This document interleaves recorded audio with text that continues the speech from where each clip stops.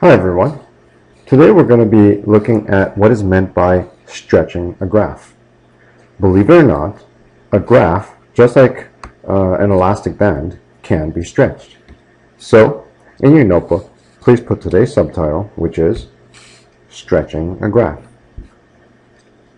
Now, believe it or not, any graph can actually be vertically stretched, that means up and down, so that it becomes taller or shorter, or a graph can also be horizontally stretched, that means left and right, so that it becomes wider or skinnier.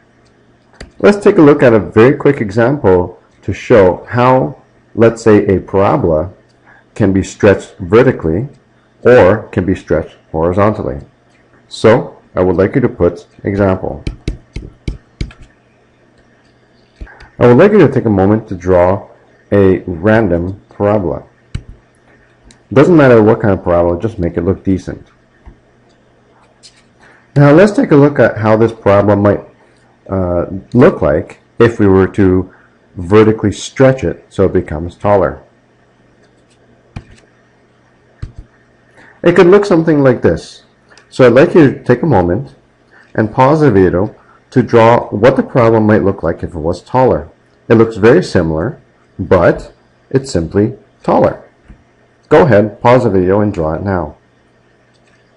Alright, now let's take a look at how the same parabola might look like if it was vertically shrunk. So if we tried to make it shorter, it might look something like this.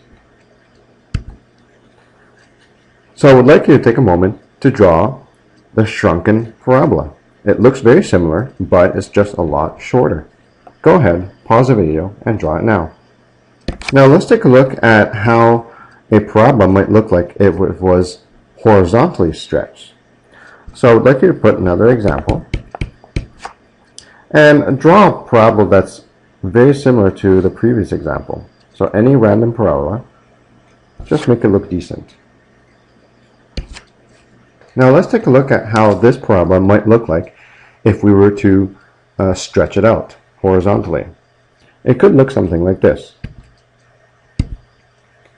So take a look. This was a huge horizontal stretch that made the parabola look a lot wider. So go ahead, pause the video, and take a moment to draw the stretched parabola.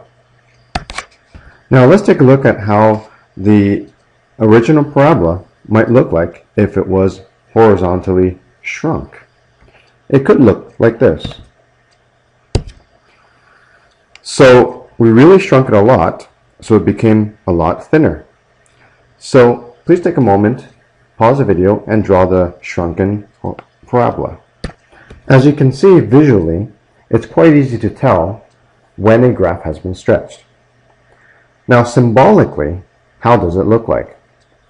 Well, let's take a look at what a vertical stretch looks like first. And remember, vertical means up-down, which means it affects the y-axis. In most textbooks, a vertical stretch is shown like this. What this notation means is that for any random point x and y on the graph, it undergoes the following stretch. The x-coordinate stays the same, but the y-coordinate gets multiplied by any random coefficient. And it's that multiplication that will cause a stretch. Let's take a look at what I mean. Put an example, please.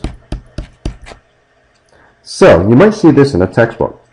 Suppose a textbook asks you to take any random x and y and make it go through the following stretch.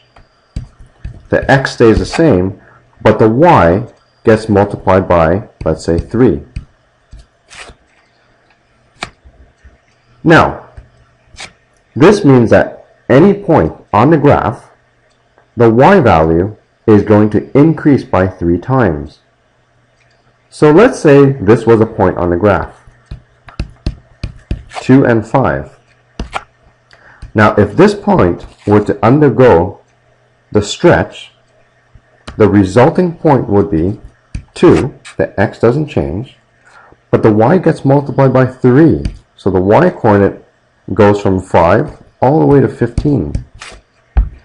As you can guess, this graph is going to get a lot taller. How does a horizontal stretch look like symbolically? Well, let's take a look. Don't forget that horizontal means being stretched to the left and the right.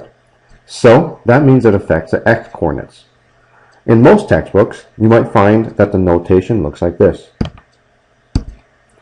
A horizontal stretch is indicated by any random point x and y where the y value stays the same, but as you can see, the x value gets multiplied by any random coefficient. And again, it's this multiplication that will cause the horizontal stretching. Let's take a look at a quick example. Put example, please. And suppose I give you the following horizontal stretch. Any point xy will undergo the stretch where the x gets multiplied by, let's say, 2, and the y doesn't change.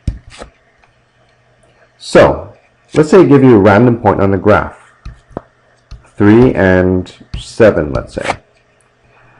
So this point, when it undergoes the stretch,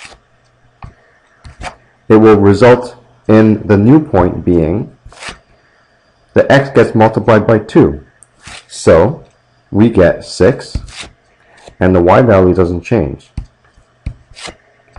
As you can see, this graph is going to get a lot fatter because the x coordinate, the original one of 3, suddenly became 6.